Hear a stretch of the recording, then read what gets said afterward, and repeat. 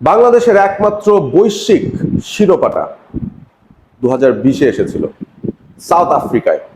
Under-19 Bangladesh men's national team যখন বিশ্বকাপের ট্রফিটাই জিতে আসে।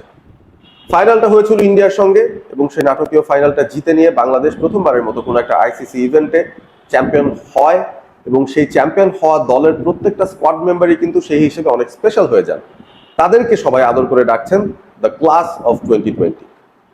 আজকে কথা বলবো এই ক্লাস অফ 2020 কতটা স্পেশাল এবং কিভাবে তারা বাংলাদেশের ক্রিকেটের ভবিষ্যৎটাকে এখনই শেপ আপ করছেন সেই বিষয়টা নিয়ে। ক্লাস অফ 2020-র প্রথম মেম্বার আকবর আলী, বিশ্বকাপের ট্রফিটা যার হাতে উঠেছিল, যার অধিনায়কত্বে, যার বিরচিত একটা ইনিংসে বাংলাদেশ ইন্ডিয়াকে ফাইনালে হারিয়েছিল 2020 সালে। মজার ব্যাপার হচ্ছে আকবর আলী এখনো এই পুরো 5 বছর পেরিয়ে যাওয়ার পরও জাতীয় দলে সুযোগ পাননি, কোনো ফরম্যাটে সুযোগ পাননি। ইমার্জিং টিমের ক্যাপ্টেন হচ্ছেন, এ দলের সাথে খেলছেন এবং সেই সাথে যতগুলো ডোমেস্টিক টুর্নামেন্ট আছে সবগুলো টুর্নামেন্টে দেখা যাচ্ছে তাকে ক্যাপ্টেন করে দল বানানো হচ্ছে। তার ক্যাপ্টেন্সির ওপর নির্বাচকদের, নীতি নির্ধারকদের, সতীর্থদের সবারই আস্থা আছে, তার নিজেরও ডেফিনেটলি অনেক বেশি আস্থা আছে।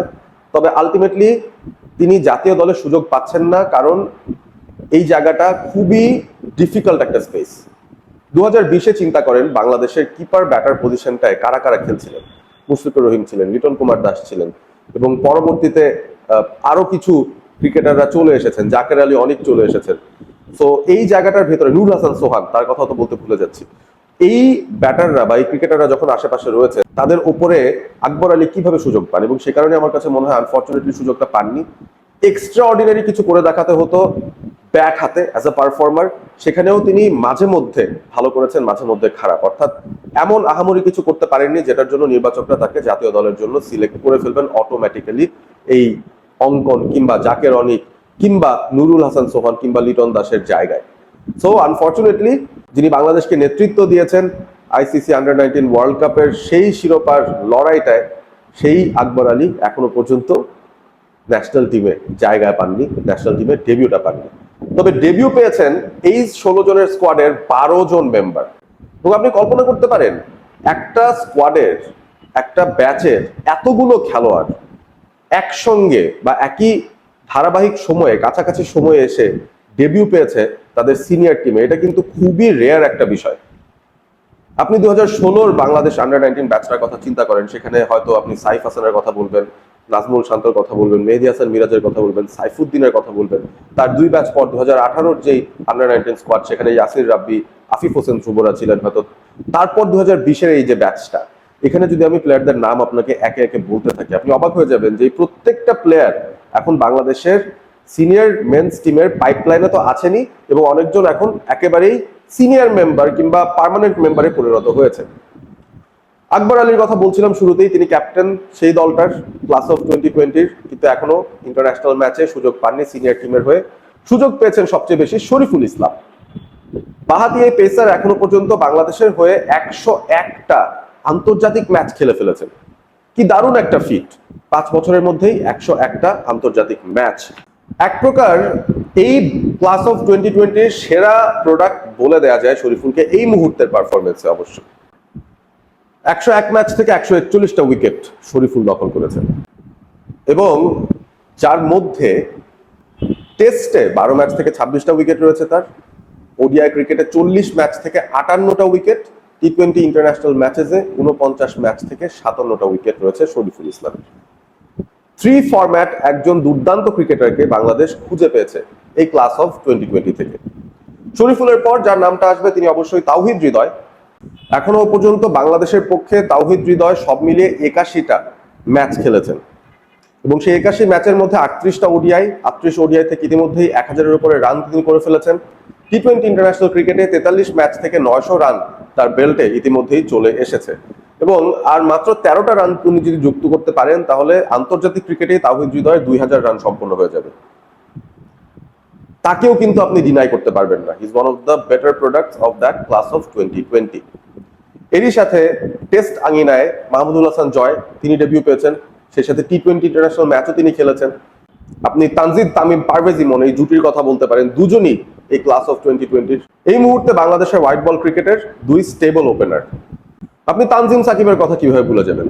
আগ্রাসী মনোভাব দেখিয়ে আন্ডার-19 সেই ওয়ার্ল্ড কাপটায় তিনি তাক লাগিয়ে দিয়েছেন এবং তারপর এখনো পর্যন্ত বাংলাদেশ টেস্ট স্কোয়াডেও জায়গা পেয়েছেন, একটা টেস্ট খেলেছেন জিম্বাবুয়ের বিরুদ্ধে, ওয়ানডে এবং টি-20তেও রেগুলার পারফর্ম করে দলে নিজের জায়গাটা পাকাই করে ফেলেছেন এক প্রকার।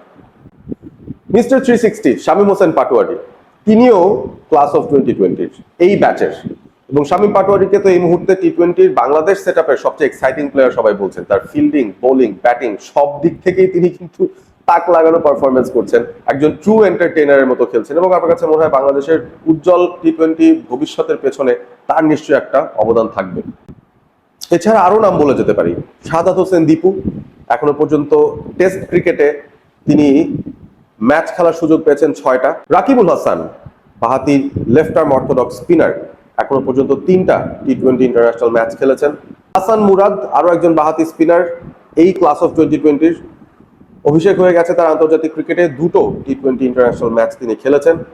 এখনো পর্যন্ত ম্যাচ যারা খেলেননি কিংবা রেডারের মধ্যে নেই, সেই তালিকায় প্রথম নামটাই হচ্ছে Akbar Ali, captain of the team, under nineteen team, যিনি এখনো পর্যন্ত ইন্টারন্যাশনাল ম্যাচ খেলার সুযোগ পেলেন না। এবং তিনি ছাড়া প্রান্তিক নওরোজ নাবিল, যিনি কয়েকদিন আগে জানিয়ে দিয়েছেন তিনি ক্রিকেট ছেড়ে দিয়েছেন, প্রান্তিক নওরোজ নাবিল এখন আর ক্রিকেট খেলেন না, তিনি ব্যবসার সঙ্গে যুক্ত হয়ে গেছেন। সেই নাবিল আন্তর্জাতিক কোনো অভিষেক তার হয়নি, এবং এরই সাথে আরো দুজন রয়েছেন, অভিষেক দাস এবং শাহিন আলম, তাদের অভিষেকটা আন্তর্জাতিক ক্রিকেটে এখনো হয়নি, তবে তারা আসলে ক্রিকেটের মধ্যেই তেমন একটা নেই বা রেডারের মধ্যেই তেমন একটা নেই। এখন কি মনে হচ্ছে ক্লাস অফ 2020 এই ব্যাচের যে কয়টা ক্রিকেটারের নাম বললাম, শরীফুল থেকে শুরু করে তানজিম সাকিব, তানজিদ তামিম, পারভেজ হোসেন ইমন, তাওহিদ হৃদয়, মৃত্যুঞ্জয়ের কথা ভুলে গেছি, মৃত্যুঞ্জয়, তিনিও কিন্তু তার ডেবিউ পেয়ে গেছেন ইন্টারন্যাশনাল ক্রিকেটে। খুবই ইমপ্রেসিভ একজন বাহাতি পেস বোলার, এবং সেই সাথে ব্যাটিংটাও তিনি ভালো করতে পারেন। সো এই মুহূর্তে যদিও তিনি রেডারের ভেতরে নেই, তবে তিনিও কিন্তু এই ব্যাচের।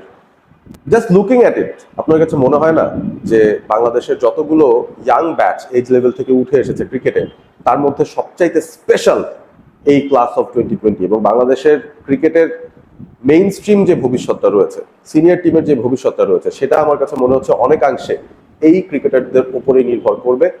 সাকিব, তামিম, মুশফিকুর রহিম, মাহমুদুল্লাহ রিয়াদ, মাশরাফিদের যুগ পেরিয়ে আমরা হয়তো এই ব্যাচটা থেকেই, এই ক্লাস অফ 2020 থেকেই বাংলাদেশের ক্রিকেটের বর্তমান এবং ভবিষ্যৎকে শেপ করতে পারবো।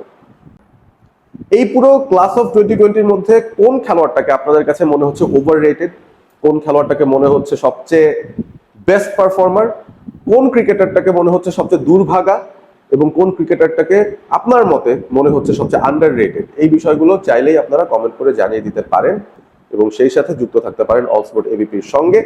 ক্লাস অফ 2020 নিয়ে আমার সামনে আরো কন্টেন্ট আসবে, আমি স্পেসিফিক্যালি কিছু ক্রিকেটারদের নিয়ে in detail with stats and analysis আপনাদের সামনে আসবো। ভালো থাকবেন সবাই।